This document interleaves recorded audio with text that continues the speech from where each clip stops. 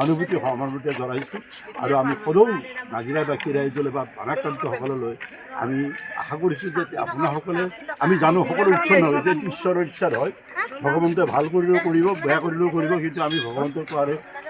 মানে ক'ব নোৱাৰোঁ তেখেতে আমাৰ মানে কি হৈছে তেখেতৰ মানে ভগৱন্তৰ ইচ্ছাত সকলো কথা যিহেতু হৈ থাকে আমি মানি ল'ব লাগিব গতিকে মানি লৈ এতিয়া এই দুৰ্যোগৰ সময়ত বিপদৰ সময়ত আমি এজন মানুহৰ ওচৰত থিয় হৈ একেঠাই কথা ক'ব পাৰোঁ যে আপোনালোকে ধৈৰ্য হাৰা নহ'ব ধৈৰ্য ৰাখক ঈশ্বৰত বিশ্বাস ৰাখক আৰু সাহসেৰে সকলোবিলাক ধৰক প্ৰতিকূল পৰিস্থিতিৰ লগত মানে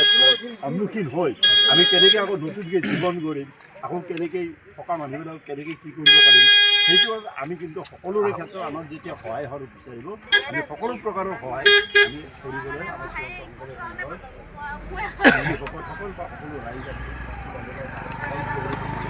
আছোঁ যদি আমি আশা কৰিছোঁ যে আমি যিখিনি বন্যাটো আছিলে বন্যাটো কাষত যে আমি আমি সহমৰ্মিতা জনাইছোঁ তেখেতসকলৰ দুখৰ সমভাগী হৈছোঁ আমি যিটো বিপদৰ সমভাগী হৈছোঁ আৰু আমি অকণমান মাত এষাৰ দি তেওঁলোকক সান্তনা কৰিবলৈ চেষ্টা কৰিছোঁ আৰু আমি যিখিনি পাৰোঁ আমাৰ সেৱা বাহিনীৰ ল'ৰাবিলাকে এতিয়াও কৰি আছে দিনে নিশে তেওঁলোকে আহি উদ্ধাৰ কাৰ্য চলাই থাকিব গতিকে আমি ভগৱন্তৰ আমি প্ৰাৰ্থনা জনাইছোঁ এনেকৈ বিপদ যাতে আৰু কোনো কালে কোনো মানুহৰ নহয় আৰু সকলোবিলাক যে সকলো জাতীয় অনুষ্ঠানবিলাক সকলোৱে দেখিছে আমাৰ অসম চৰকাৰেও যথেষ্ট সহায় কৰিছে গতিকে সহায়টো নিজে নিজক বেছিকৈ কৰিব লাগিব কোনে কিমান সহায় কৰিব সেইকাৰণে মই ভাবিছোঁ যে আমি সকলো ৰাইজ তোমালোক অকণমান জিৰণি ল'বৰ কাৰণে তেখেতক সহায় কৰিছে সেয়া ঈশ্বৰে প্ৰয়াস কৰিছোঁ বুলি ভাবিছোঁ আৰু এয়া যি প্ৰলয়ংকাৰী বান ইয়াত যিসকল ক্ষতিগ্ৰস্ত হ'ল সেয়া ঈশ্বৰৰ ইচ্ছা বুলিয়েই ল'ব লাগিব ঈশ্বৰৰ ইচ্ছাতে হৈছে বুলি ভাবিব লাগিব ভালো ঈশ্বৰৰ কাৰণে ঈশ্বৰৰ ইচ্ছাতে হয় বেয়াও ঈশ্বৰৰ ইচ্ছাতে হয় গতিকে আমি এই গোটেইখিনিকে আমি সহ্য কৰিব পাৰিব লাগিব ইতিমধ্যে আমাৰ অধিকাৰ বাবজনে কৈছে এই প্ৰলয়ংকাৰী বানে যাতে অনাগত দিনত আৰু কাৰো ক্ষতি নকৰক আৰু কোনো মানুহৰ ক্ষতি নহওক তাকে আমি ভগৱানৰ ওচৰত প্ৰাৰ্থনা জনাইছোঁ আমি এটা অবৰ্ণনীয় পৰিৱেশ দেখিছোঁ মই আগতেও এদিন আহি গৈছোঁ এই অবৰ্ণনীয় পৰিৱেশ আচলতে নিজে হজম কৰাৰ বাহিৰে হজম কৰিব নোৱাৰি তথাপিও আনক ক'বলৈ হাত নাযায় যে আমি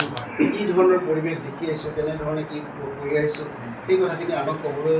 মানে হৃদয় বিদাৰি যায় মানে আমি ক'ব নোৱাৰোঁ কথাখিনি তথাপিও এনে পৰিস্থিতিটো আমি থিয় হৈ থাকিব লাগিব স্থিৰ হৈ থাকিব লাগিব মই ভগৱানৰ ওচৰত প্ৰাৰ্থনা জনাইছোঁ আপোনালোকক সেৱা জনাইছোঁ এই দুৰ্যোগ নিশ্চিতভাৱে হৈছে কেতিয়াবা দুৰ্যোগো আহে কেতিয়াবা এই দুৰ্যোগবিলাকক আমি সন্মুখীন হ'ব লাগিব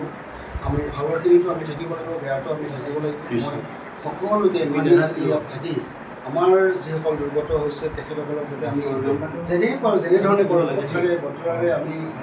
সহায় সাহায্য কৰি আমি তেখেতসকলক উদ্ধাৰ কৰিব লাগিব আৰু তেখেতসকলৰ লগত আমি সদায় থিয় হৈ থাকিম আৰু শ্ৰীমন্ত শংকৰদেৱ সংঘ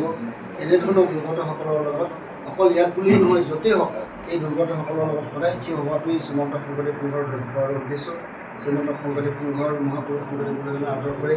আমি এখন সমাজ নিৰ্মাণ কৰিব খুজিছোঁ সেই সমাজখনত সকলো মানুহেই জীয়াই থাকক সকলো মানুহেই ভালকৈ থাকক ভাল মনোভূতিৰে থাকক ভাল চিন্তা চৰ্চাৰে থাকক আৰু নিজকে এখন সুস্থ সবল সমাজত এজন প্ৰতিনিধি হিচাপে থিয় হৈ থাকক দুৰ্যোগ আহিছে যদিও এই দুৰ্যোগকো দুৰ্যোগ বুলি নাভাবি আমি ইয়াৰ পৰৱৰ্তী সময়ত কেনেধৰণে থিয় হ'ম কেনেধৰণে দুৰ্যোগৰ সন্মুখীন হ'ম গতিকে এতিয়া চিন্তা কৰা ভাল যি হৈ গ'লটো গ'ল সেয়া আৰু ঘূৰাই নাপাওঁ আমি যিহেতু ঘূৰাই নাপাওঁ সেইখিনি কথা মনত নিশ্চিতভাৱে থাকিব